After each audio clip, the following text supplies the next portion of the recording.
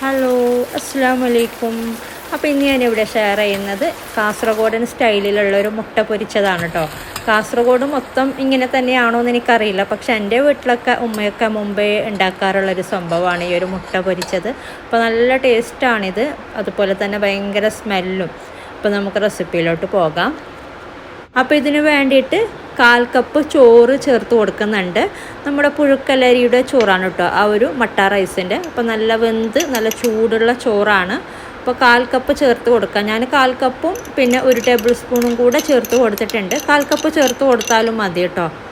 പിന്നെ അതുപോലെ തന്നെ സെയിം അളവിൽ തേങ്ങ ചേർത്ത് കൊടുക്കുക. നമ്മൾ എത്രയാണോ ചോറ് എടുക്കുന്നത് അപ്പോൾ അത്ര തന്നെ തേങ്ങയും കൂടെ ചേർത്ത് കൊടുക്കുക. 1/4 കപ്പ് ചോറും 1/4 കപ്പ് തേങ്ങയും ചേർത്ത് കൊടുത്താൽ മതി.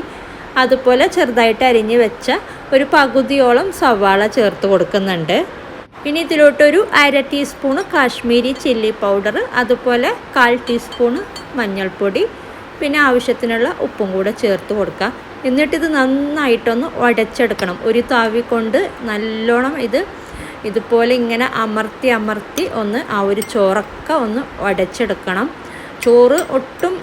ചോറ് കാണാൻ പറ്റുമല്ലോ കേട്ടോ. ചോറ് നന്നായിട്ട് ഉടഞ്ഞ് കിട്ടണം. അതുപോലെ ചോറിൻ്റെ കൂടെ നമ്മുടെ ഈ ഒരു സവാളയും തേങ്ങയും ഒക്കെ ഒന്ന് ഉടഞ്ഞ് ക്രഷായിട്ട് വരും. അപ്പോൾ നല്ല ടേസ്റ്റാണ് കേട്ടോ അങ്ങനെ വരുമ്പോൾ.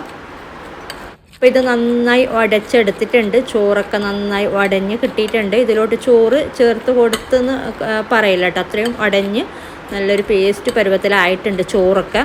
പിന്നെ അതുപോലെ വേണമെങ്കിൽ നിങ്ങൾക്ക് ഇങ്ങനെ ഉടച്ചെടുക്കുന്ന സമയത്ത് 1 ടീസ്പൂണ് ചൂടുവെള്ളം ചേർത്ത് കൊടുക്കുക കേട്ടോ. അപ്പോൾ പെട്ടെന്നൊന്ന് ഉടഞ്ഞ് കിട്ടും.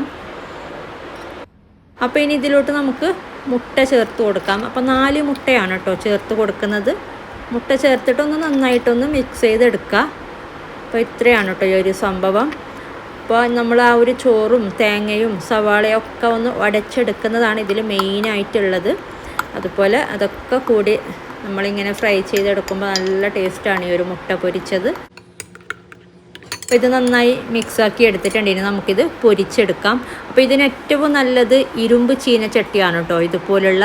അപ്പോൾ ഇത് നല്ല ചൂടായിട്ടുണ്ട്. ഇതിലോട്ട് എണ്ണ ചേർത്ത് കൊടുക്കാം കുറച്ച്. എന്നിട്ട് നമ്മുടെ മുട്ടക്കൂട്ട് പകുതി ഒഴിച്ച് കൊടുക്കാം. ഫുള്ളായിട്ട് ഒഴിച്ച് കൊടുക്കണ്ട, 2 പ്രാവശ്യം ഉണ്ടാക്കിയെടുക്കാം കേട്ടോ ഈ ഒരളവിൽ.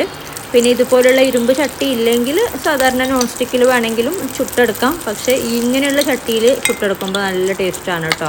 അപ്പോൾ ഞാൻ പകുതി മാവ് ഒഴിച്ച് കൊടുത്തിട്ടുണ്ട്. ഇനി ഇത് മൂടി വെച്ചിട്ട് ഏറ്റവും ലോ ഫ്ലെയിമിൽ കുക്ക് ചെയ്തെടുക്കുക. ഒരു സൈഡ് മൊരിയുമ്പോൾ പിന്നെ നമുക്ക് തിരിച്ചിട്ട് കൊടുത്താൽ മതി. അപ്പോൾ ഇതൊരു ഭാഗം മൊരിഞ്ഞ് വന്നിട്ടുണ്ട്. നമുക്കിനി തിരിച്ചിട്ട് കൊടുക്കാം. അപ്പോൾ ഇതൊരു തിന്നായിട്ടുള്ള ഇരുമ്പ് ചട്ടിയാണ്. അപ്പോൾ ഇതിൽ പ്രത്യേകിച്ച് പെട്ടെന്ന് അടിക്ക് പിടിക്കുന്നുണ്ട്. അപ്പോൾ അതിന് വേണ്ടിയിട്ട് ഏറ്റവും ലോ ഫ്ലെയിമിലാണ് കേട്ടോ ഞാൻ വെച്ചിട്ടുള്ളത്.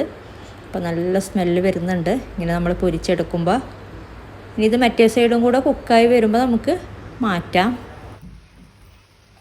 അപ്പോൾ ഇതായിട്ടുണ്ട്. അപ്പോൾ നമുക്ക് മാറ്റാം.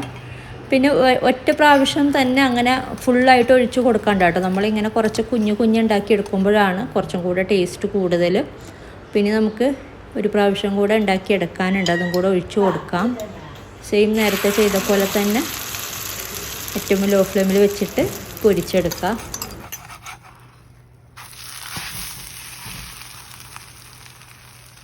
അപ്പോൾ ഇതും കൂടി ആയിട്ടുണ്ട്. അപ്പോൾ നമുക്ക് മാറ്റാം. അപ്പോൾ ഇതിൻ്റെ മറ്റേ സൈഡും കൂടെ കാണിച്ചു തരാം. മറ്റേ സൈഡ് പെട്ടെന്ന് കുക്കാവും കേട്ടോ. അപ്പോൾ ഇത് കണ്ടില്ല, നല്ല അടിപൊളിയായിട്ട് തന്നെ കിട്ടിയിട്ടുണ്ട്. അപ്പോൾ നല്ല ടേസ്റ്റ് ഉണ്ട് ഇങ്ങനെ ചെയ്യുമ്പോൾ.